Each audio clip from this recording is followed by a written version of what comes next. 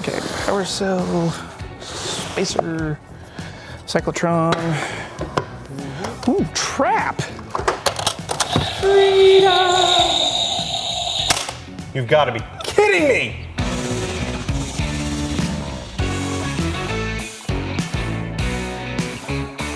This video is brought to you by Skillshare. Hey there, fellow maker! Welcome to the shop. You've got Bill today, and we've got a special guest and a special project. Hi, I'm Garrick with KnowOne's Designs and Horseman of, and today we're making a proton pack. Yes, we are. For me, and I've already got started. I have my PKE meter that we did in a previous video. I have my ghost trap that we also did in a previous video. To further my journey towards becoming my own Ghostbuster, I need a proton pack. And fortunately, you've got a kit. I do. I produce vacuform proton pack kits and all the parts and everything like that. And since Bill recently put together his own vacuformer, I figured, why not come up and we can throw them a pack together. Yeah, so you have some resin cast parts. Yes. These are the vacuform bucks. We'll go into how those work later. We have the machine all set up in a bunch of ABS plastic. It's stretchier and more flexible than something like styrene. Mm-hmm. It's got a textured side, which will be on the inside. We won't see it. Then we have a smooth side for the outside.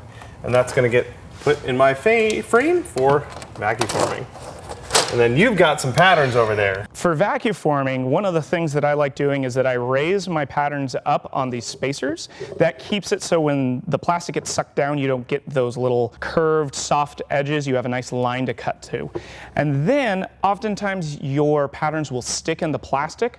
So I've taken each of these pieces and I've actually broken them up into several smaller pieces so that when you're trying to extract them from the melted plastic, everything slides out a little bit easier. You can kind of wiggle and jiggle and get them out without having to cut up the side of it and then seam it back together. Cool, and we'll see that in action in just a few minutes. This is Count Vacula, our vacuform table. This is the heating part. We'll put our plastic on here. We'll get it nice and pliable and hot.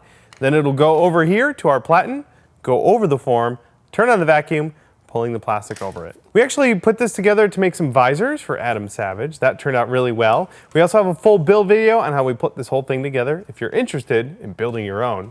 Vacuformer's ready to roll. You've got your buck ready to go. Yes, I do. On my plastic framed. Fantastic. And it's just gonna go over the heat. I've let this heat up for about 10 minutes, so it should be plenty ready. And we're just gonna, how much do we have to heat this? We want it to dip a little bit? We want it to dip, and I have found that if it dips about half the distance of the height on your buck, you're going to get good detail, but it won't become paper thin. Gotcha, cool. In order to keep webbing from happening in this corner right here, once the plastic has gone down, I'm gonna take just a little screwdriver here and push it down into this, and then the holes in there will suction it down and hold. And I'm also gonna take it and kind of run it between these two discs. That way it doesn't end up looking like a cell trying to divide. You get two crisp individual entities. We've been warming up for a couple minutes now, and it's starting to get a little flimsy. Okay. Vacuum. Oh, much better. Yeah. Got some web over here. It will always web in the corners. Yeah. That is just something that you have to work with when you do cleanup. Ah, it's so nice. You know, nice grooves, got that in there. One of the reasons why we do the risers, aside from getting a nice crisp line, is, shake it a bit, it will help it come out. And sometimes you have to get a little aggressive with it. Oh boy. We got a good feel on that one. Yeah, we did. There's that. And then now we have this little bit of extra wider space so we can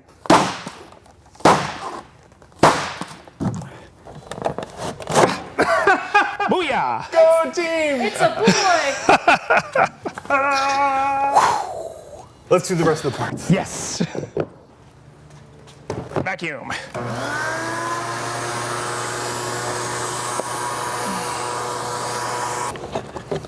Oh, that's nice. Yeah. Parts. Ah, that's what you want. Boy, and then you should just be able to do that.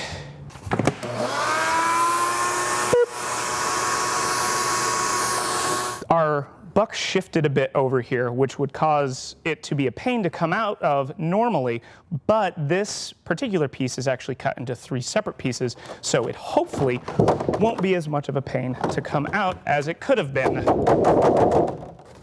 So we got that out. There we go.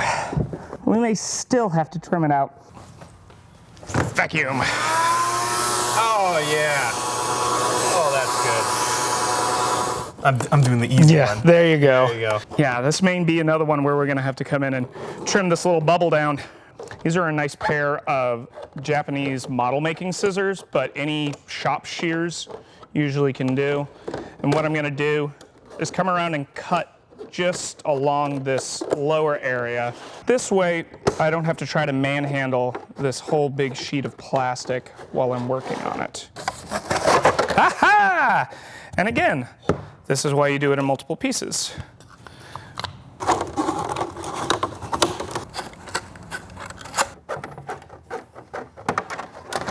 Now that we got our pieces roughly trimmed, this line here is going to be the edge that we cut everything down to. And for that, we're going to use our rotary tool. I've got a couple of different cutoff wheels to use for that.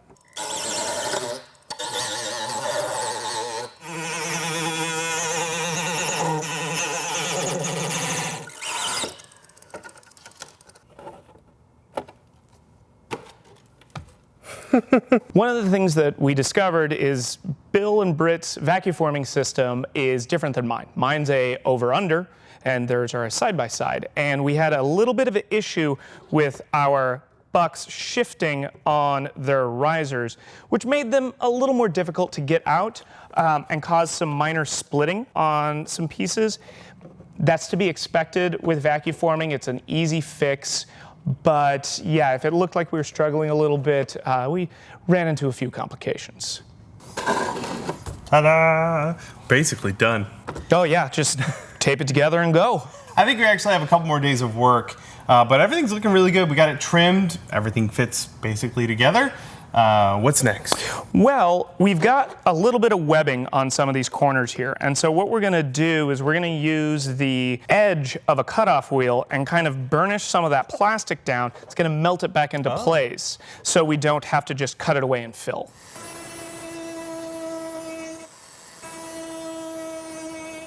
All right, so now that we've got most of that down with the cutoff tool, we can just go back with a little bit of sandpaper, hit that edge, and it's gonna disappear. Fantastic. You can see over here, this was a pretty gnarly web that we got, but it looks like, after we cut it off, that it's pretty much fused together. It's a solid hunk there. And the inner corner looks pretty clean. So if we just trim that down a little bit and then use your little burnishing trick there, I think it'll look pretty perfect. Yeah. It's worth pointing out this is a fiberglass cutoff disc, not the crumbly ones that tend to explode. Don't use those. Use a good fiberglass one, it won't break on you.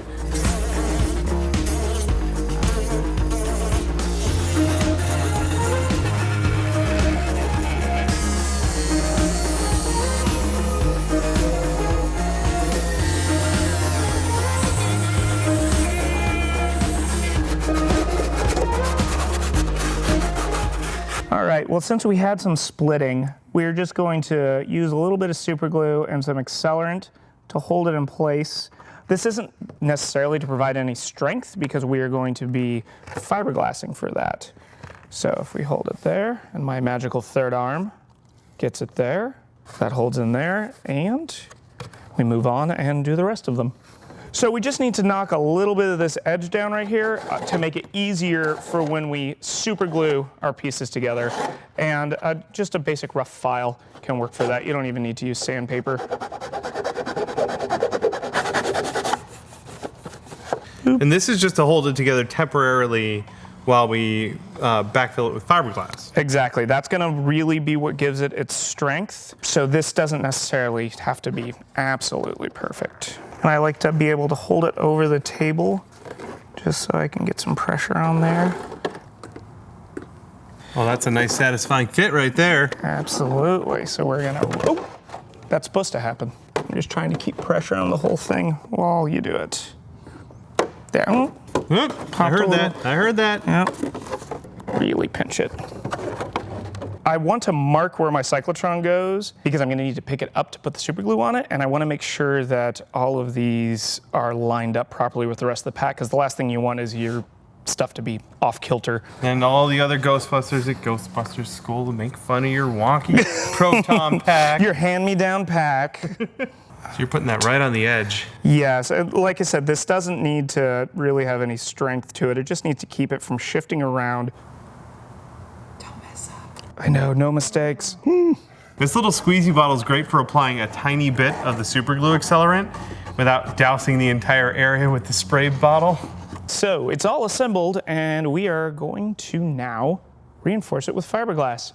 We are using Smooth-On's EpoxAmite fiberglassing epoxy. I personally like that more than polyester-based resins, but you could use like Bondo fiberglassing resin if that's all you have access to.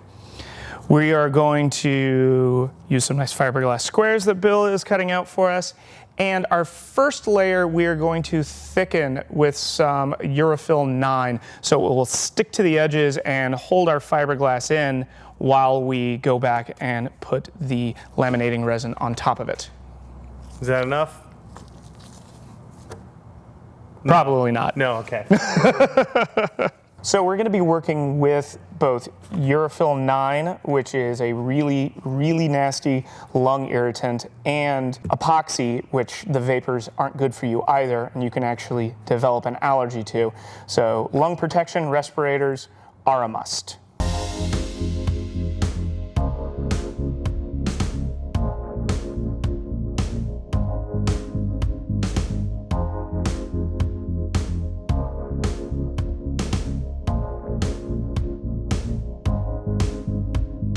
Put a caveat in here. I'm not a professional fiberglasser. This is definitely just to strengthen something that already has an inherent strength to it. So for this layer, the epoxy doesn't have any of the Urefil in it. It's just mixed together raw, and then we're using it to wet the fiberglass mat down. Fiberglass only gets its strength from the epoxy, and the epoxy really only gets its strength from the fiberglass.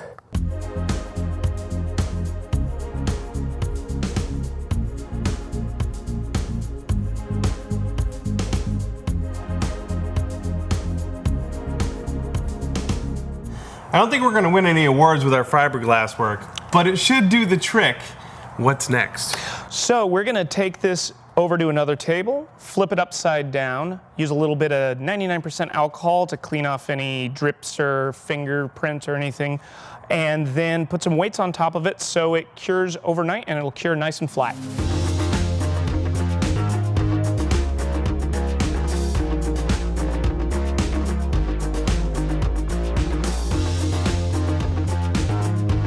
Probably want to put weight there, maybe right there. I think we're good. Today's a new day, and this is fully cured and much more rigid. Now we get to peel this backing off of it and start cleaning up the backside and prepping it for paint. What are the odds this pops off nice and easy? 0 to none. Okay, it does seem like it's stuck to the... Yeah. It's like a Christmas present. Cleaner than I expected. Yeah, now we're just gonna come over here. We'll trim off any of the unsaturated fiberglass. We've got gloves on so we don't get any fiberglass fibers in our fingers. We're just gonna go through and start chomping away at some of this stuff. So now we're going to mask this off for the textured paint. The Proton packs in the movies had areas that were both flat and had a rough texture. So we're going to go and take all of these raised plates here, the top rings, the rings here, these two guys, and then all the ridges are going to get masked off, and then all of the background is going to get sprayed with a truck bed liner to give it a nice kind of gritty texture. You know what? If you could stop by any time I'm doing more masking and help me out, that'd be fantastic. Sure, anytime you want to fly me up to Seattle. All right, perfect. It's a deal. Okay. What are we doing next? Next, we are going to give it a liberal coat of this truck bed lining. This is just the Harbor Freight brand truck bed lining. I've actually tried a lot of different textured sprays, and this one I like the best. Awesome. It's also nasty, so we're going to open the big door and spray it outside so we're not breathing all that in, and then we're going to let it dry. Yes. All right, let's get to it.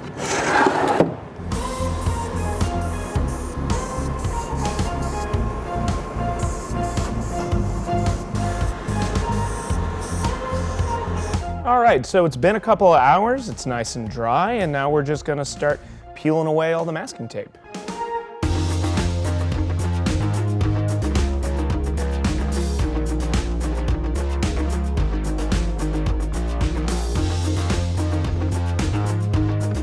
This is nice. So we have a nice clean line in between the textured paint and the smooth plastic.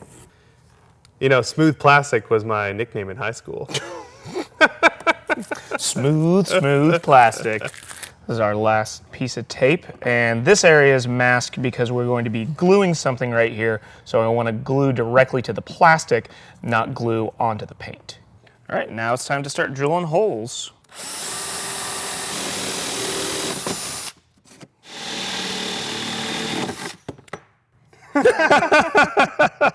Guess I didn't tighten that enough, huh?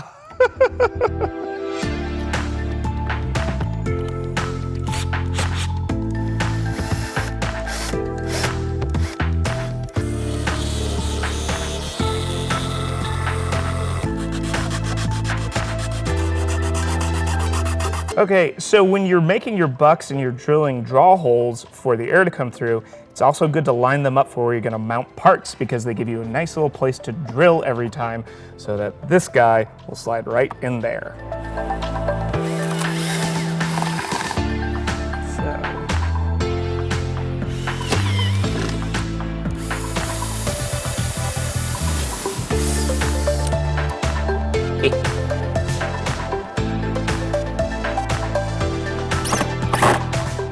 So I have this wooden dowel with a bolt through it, and that's to go in here so that when we run some tubing later, it has something to attach to, but I don't have to punch into here because that's where some of our electronics are going to live. Now, is that just threading right into the plastic and fiberglass? Yep, and I'm going to run a little bolt on the back side. All right, we need some blocks of wood on the inside so that we can mount our aluminum motherboard to this. So we've just taken some scrap wood and I'm going to screw it in using these pan head self-tapping screws.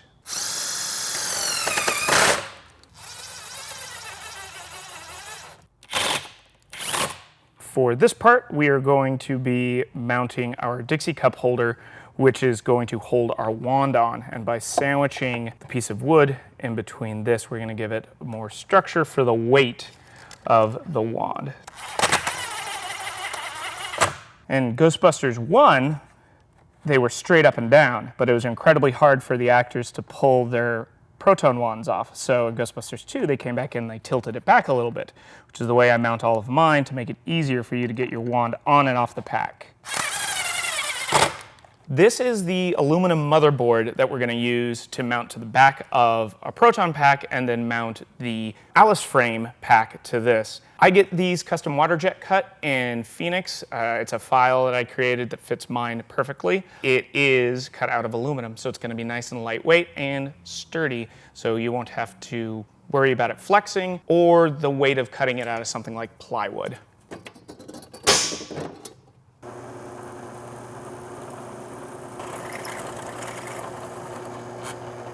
Now that we have our hole drilled in our motherboard and marked on our wooden spacer, I'm going to drill into it so I can put in a threaded insert that will allow us to take the motherboard on and off fairly easily. There we go. Now, easy peasy. Now we're going to put the board back on, lightly tack this into place so we know where our one corner is. Good noise. Lovely noise.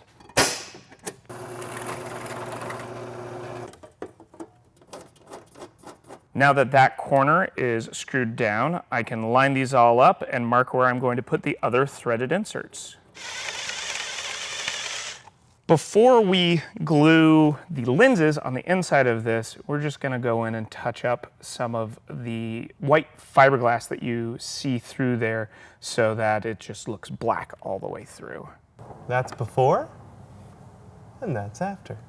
These are pieces of plexi that I've cut into approximately 2" by 2" squares and used a alcohol-based ink to make red. Now you could buy like red acrylic, I like to be able to control how rich the red is, so I prefer to paint the backside of it.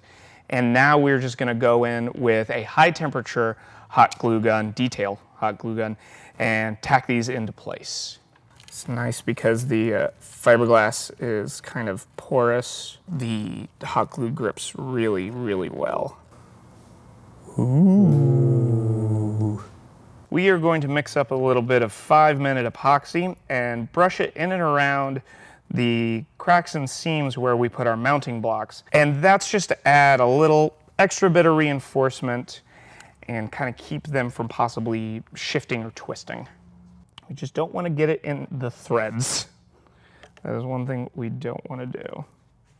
The vacuum formed parts on our pack are starting to look really good, but you brought a ton more resin cast parts to add to this, as well as the wand. Yes, the Proton Pack has a lot of pieces on it that are irregular shapes that wouldn't vacuum form very well. So I either scratch built or 3D modeled and printed a bunch of masters for all of the additional pieces, molded and casted them in resin. The wand itself can be a build all on its own. The white parts are how the kit would come, and this is it mostly A assembled. little bit of a baking show. Like, yeah. we've got one right here, all ready to go. So we're gonna jump ahead a little bit on the wand, but I think it's time to start getting these prepped for assembly on our pack. So that's gonna be some touch-up paint and doing any of the metallics. Very good. This is kind of neat too. You've already assembled this, but the weld line here was something that was added. For fauxing a weld, I actually use just super glue gel that comes in the little squeeze tubes. And it's just a simple little process of squeezing a little bead, pulling it back and pressing, and you get in this kind of little motion, and you can almost get that stacked dime like look that you get with a weld. And I find that I can make it tighter and smaller than if I try to sculpt it in with an epoxy clay, or if I try to use hot glue, which I always find difficult to paint. Very good. We're gonna do some hand painting for the detailed colors on that, but you have a specific technique you want to use. Yeah, I like to use airbrush paint even when I am hand painting. Airbrush paint is designed to be thin, but already to be opaque, so it's gonna have a high concentration of pigment. Whereas if you take a thicker paint and thin it down, the pigment will disperse more. I find especially with metallics, you want to get it in the consistency that you want to use it in instead of trying to change it afterwards.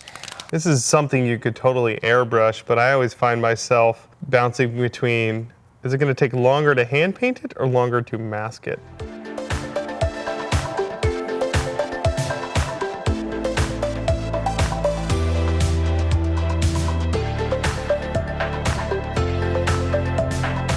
Got some gray here. I just mixed black and white together to get a gray for some of these elbow parts.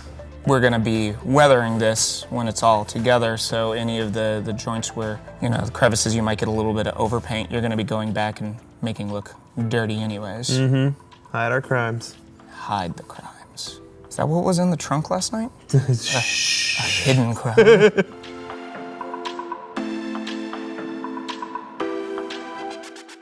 Now that we put some paint on these parts here and they're mostly dry, I think it's time for a little assembly.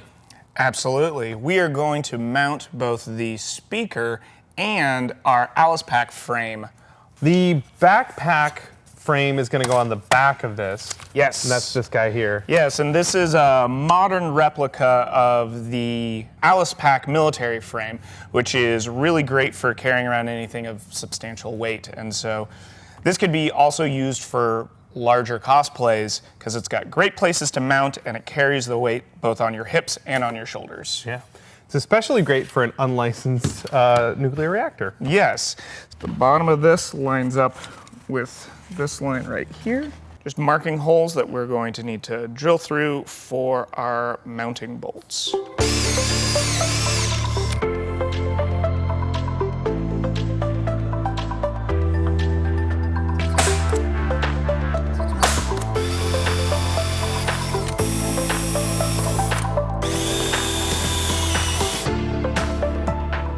Now we're mounting our speaker on there. So I'm just gonna get one of these kind of hand tightened down.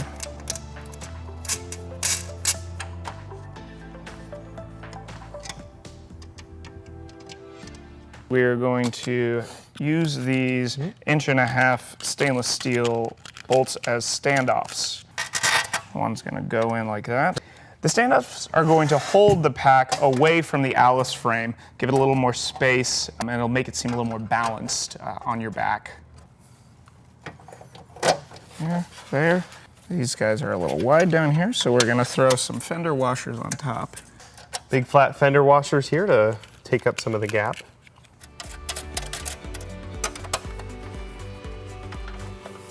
While we're working on that, I'd like to take a moment to thank our sponsor of this video, Skillshare. Skillshare is an online learning platform with thousands of tutorial classes on things like photography, design, crafts, and more. You can kick off your own learning adventure using the link skl.sh/punishedprops2. Their premium membership gives you access to classes made by professionals in their field. That way, you can learn a bunch of new skills, unlock new opportunities, and learn how to do the work that you love. One of my favorite classes is by Jordi van de Put. It's a video editing class that's super comprehensive. It's called Video Editing with Premiere Pro for beginners, and it shows you everything you need to know to get started cutting together your own video. Stuff I learned in that class are things that we use here in the shop every single day when we make our own videos.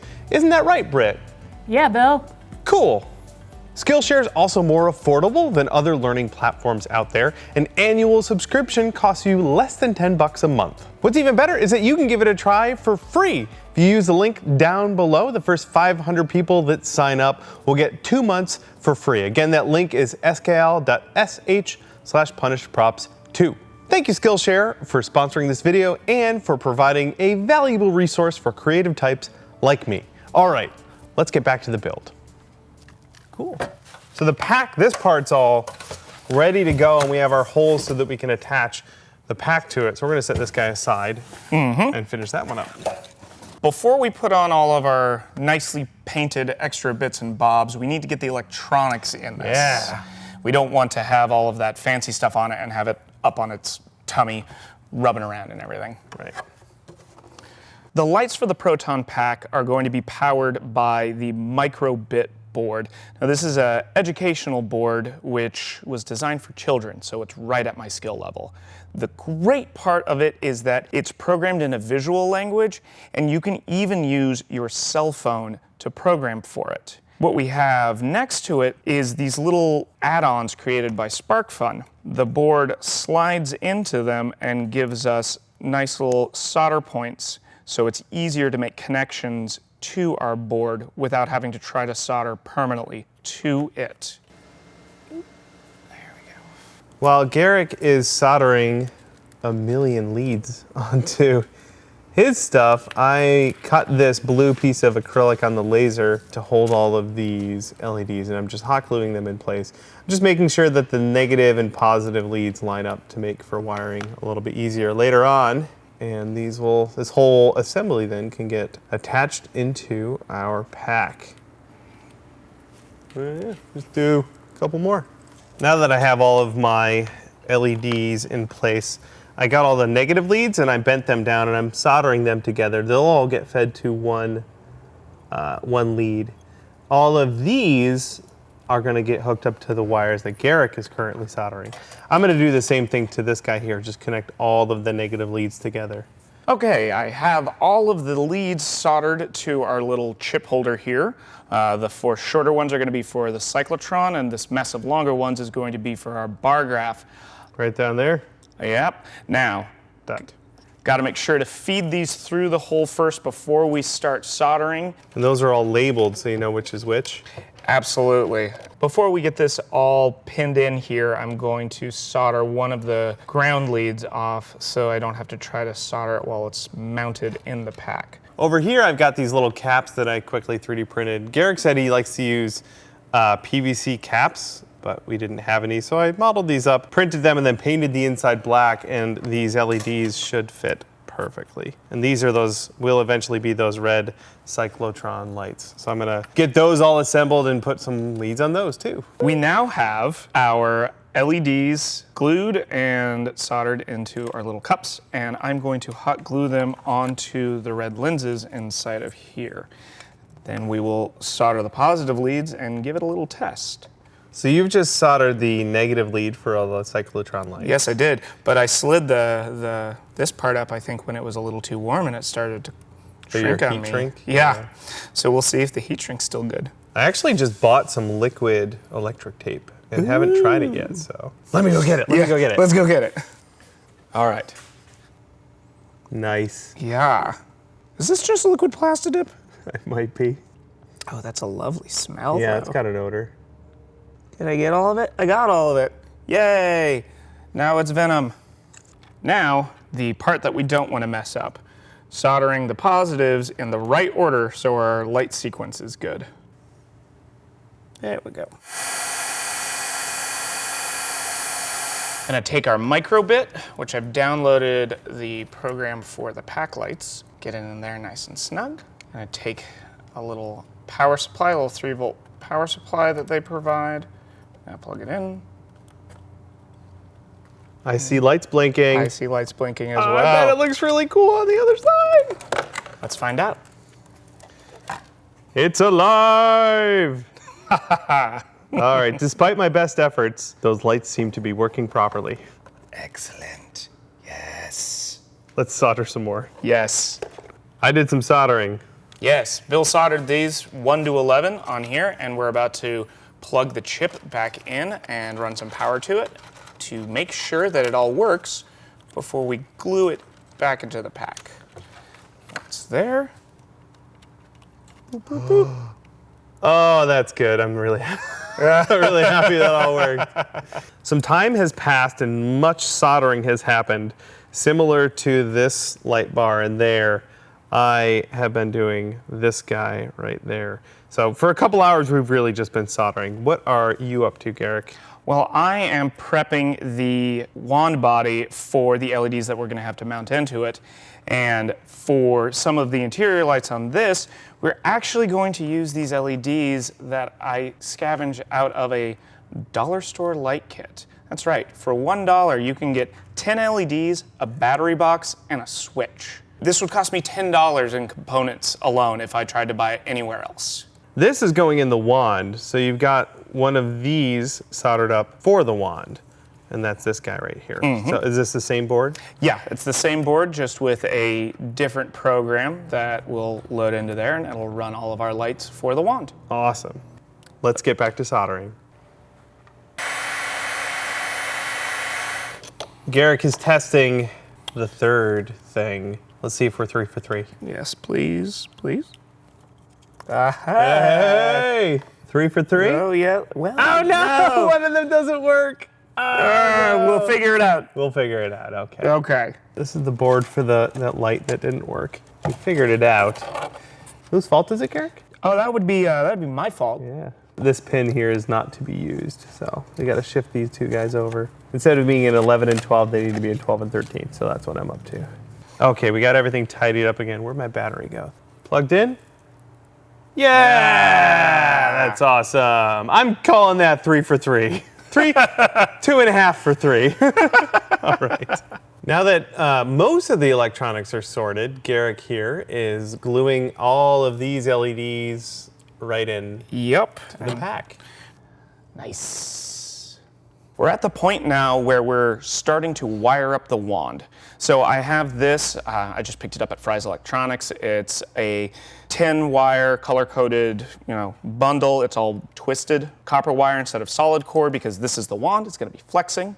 So that's running through out the back of this into the wand. Yes.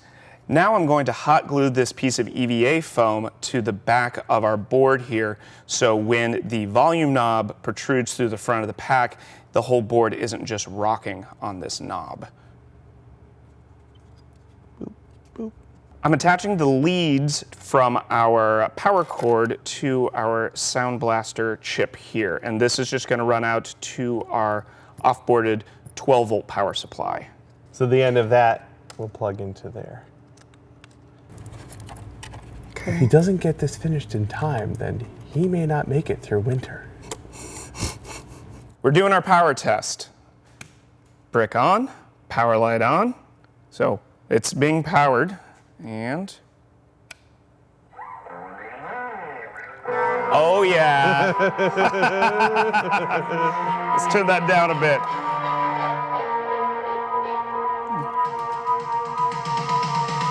I'd say it works.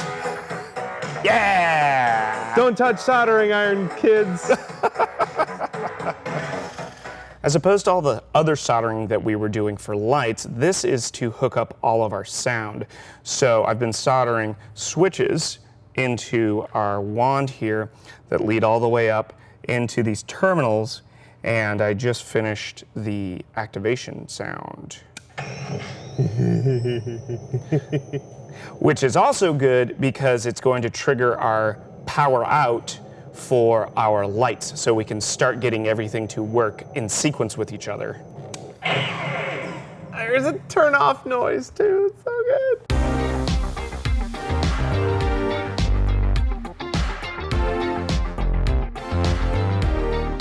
This chip that I've got soldered in here is a voltage step down. So as I turn this, it's going to take the 12 volts that the battery is feeding, and I'm going to get it down to the 3 volt that our boards over here need, so I don't just fry them the moment I plug it in.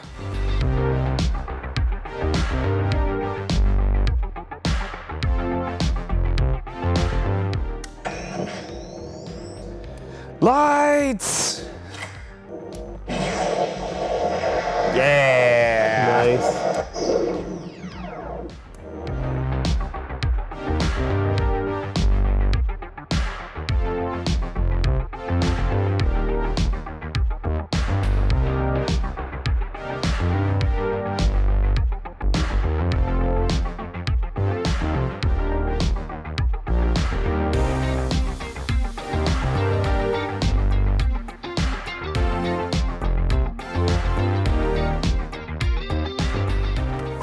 It has been a couple of days, but we got all the electronics working. Very excited about that. Yes, that is the most tedious but rewarding part when it's all finished. It really is. Now all we have left to do is take all of those parts, put them on the prop, and finish this thing up. Yeah!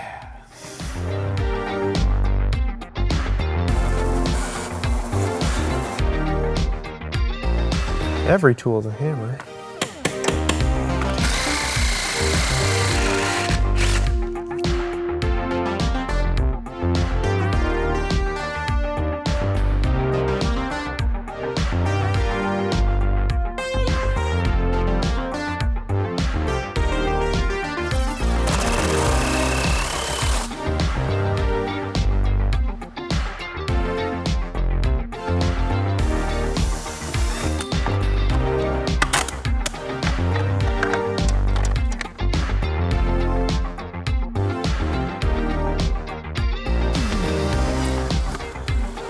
Just adding some threads.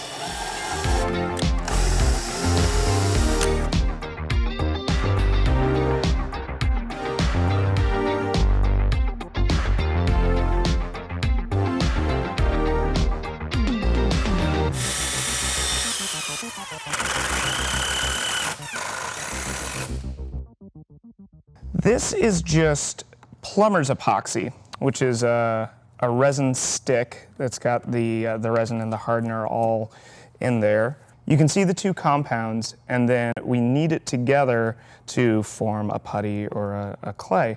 And one trick with just about every kind of epoxy putty that I've used is that alcohol, specifically like 99% isopropyl, causes it to not only knead easier, but become a little softer and a little easier to sculpt with. More. There we go. It will also keep the epoxy from sticking to your gloves while you work it. It becomes much easier to use. It also cures in about 15 minutes, so you don't have to wait overnight before you can apply paint. And we will be able to use it to fill some of the gaps in on our in filter down here, which is what this cylinder at the bottom of the Proton Pack is called.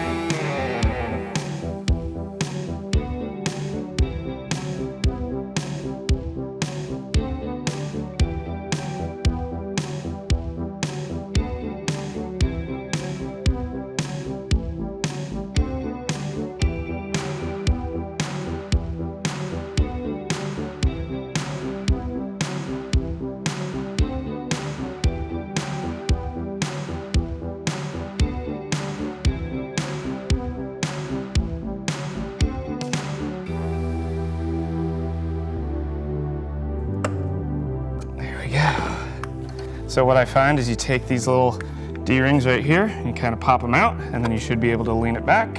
And it'll stay standing. Hey, look at that. That's fantastic.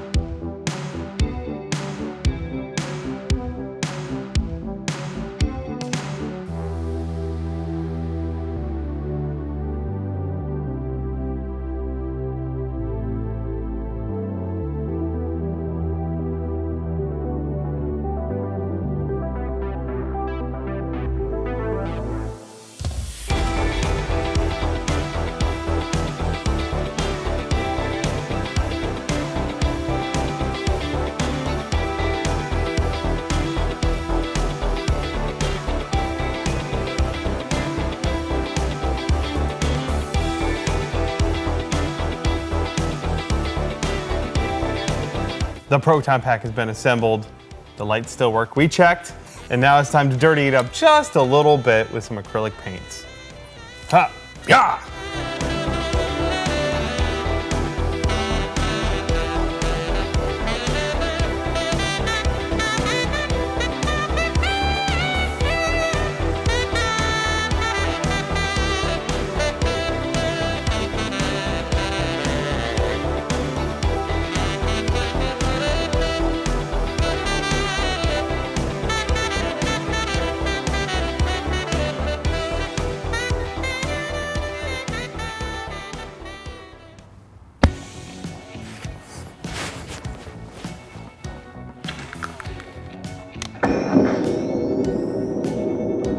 Hey, Britt, have you seen the ghost?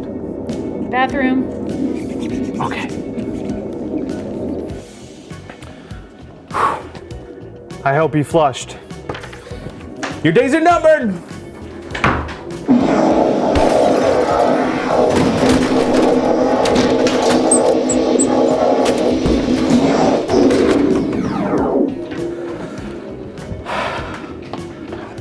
Got him!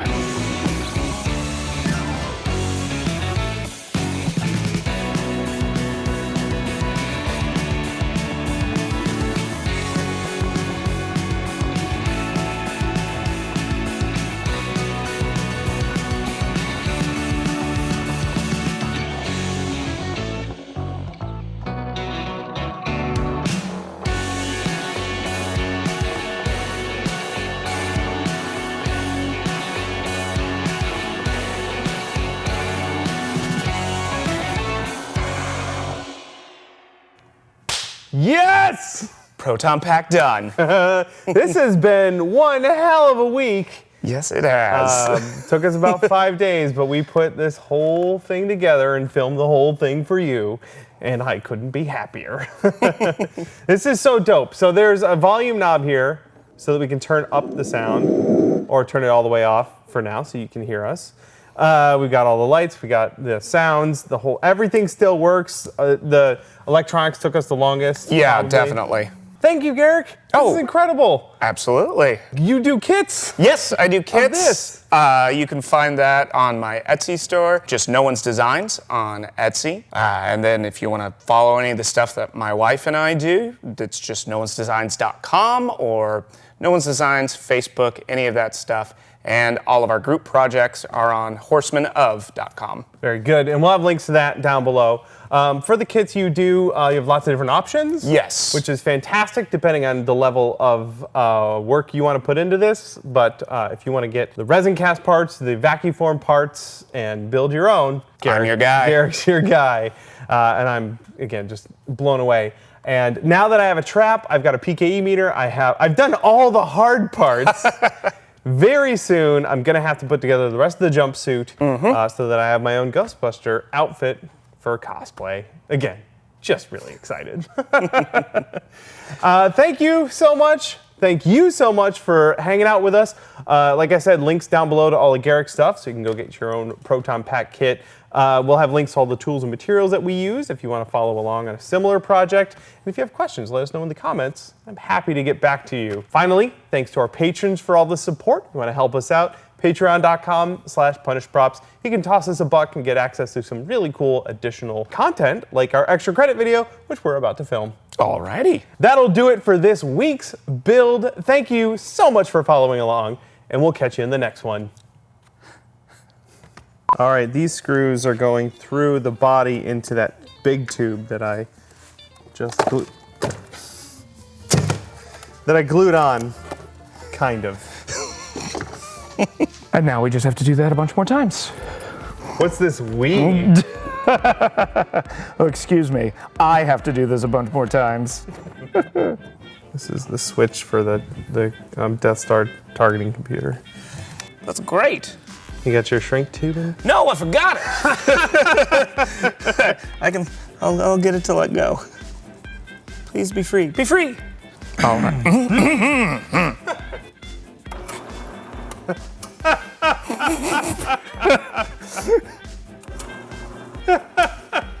Okay, we can see that the drill bit is not correctly in the chuck. Let's try again.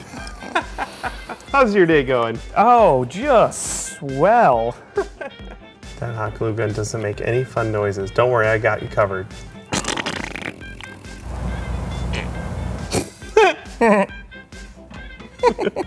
Sorry, I'm 12. Gotta glue this light here. Then we'll get some ghosties.